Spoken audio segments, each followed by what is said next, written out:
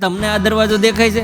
જન્મને ના દેખાયો. આવું તો ઘણું બધું છે, પણ એ પહેલા શરૂથી વાત કરું ને તો ગુડ મોર્નિંગ ને હર હર મહાદેવ. મસ્ત સવાર પડી ગઈ છે ને હું તમને એક નજારો દેખાડવાનો છું. જો લાગે છે ને જાણે હિલ સ્ટેશન પર કે સાપુતારા પર આવી ગયા હોય એવું. પછી તો જન્મ માટે શીરો બનવા મળ્યો ને હું રેડી થઈ નીકળી ગયો ઓફિસ જવા. કંઈક દેખાતું જ નથી એવો વરસાદ પડે છે. પણ એક સેકન્ડ, સોસાયટીની બહાર નીકળ્યો ત્યાં તો તળાવ ભરાયું છે. લોકો એટલા બધા પાણીમાં પણ આમ તેમ જવાની ટ્રાય કરે છે. કેટલાની ગાડીઓ બંધ થાય છે અને ધક્કા ગાડી કરવાની હાલત થઈ છે. આ બધું જોવા હું 2 કલાક ત્યાં ને ત્યાં રોકાયો અને પછી ગ્રેસુ તેની ફ્રેન્ડ સાથે ચોપાટીમાં સ્વિમિંગ પુલ વાળી મસ્તી કરી રહી છે. પછી તો ઘરે આવી ગયો ને ત્યાં તો મા દીકરીની ધમાલ જામી, કેમ કે બેન કીધા વગરના જતા રહ્યા હતા પલળવા. પછી પવન ઓફિસ માટે ટિફિન લઈને આવ્યો હતો, પણ ઓફિસ તો કઈ જવાય એમ હતું નહીં. બોલાવી લીધો ઘરે ને બોલાવી દીધી ઝપટ બટેકા ભૂંગળાની. પછી તો રજા જ હતી ને તો છોડવાને નાના કુંડામાંથી મોટા કુંડામાં ટ્રાન્સફર કર્યા, જેથી ચોમાસામાં સારા એવા કોળી જાય. આજે તો ઘરમાં ને ઘરમાં કઈ ભૂખ લાગી નહોતી એટલે બનાવવા માંડ્યા ફરી એકવાર ભેળમાં બટાકા ભૂંગળાના બટેકા વાપરી નાખ્યા ને પછી તો મસ્ત ભેળ રેડી થઈ ગઈ. ને આજે તો દાદાએ પણ ભેળનો ઓર્ડર આપ્યો છે.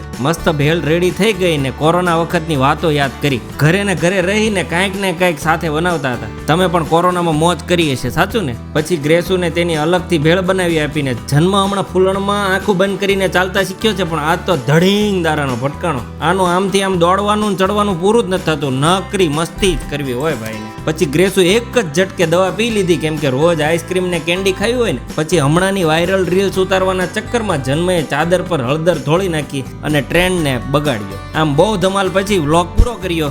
પૂરો વ્લોગ જોવા માટે યુટ્યુબ પર સર્ચ કરો અંકિત લાઈફ વ્લોગ. જો અમારો વ્લોગ ગમે તો લાઈક અને સબસ્ક્રાઇબ કરવાનું ભૂલતા નહીં. મળીએ કાલે નવા વ્લોગમાં. Bye bye.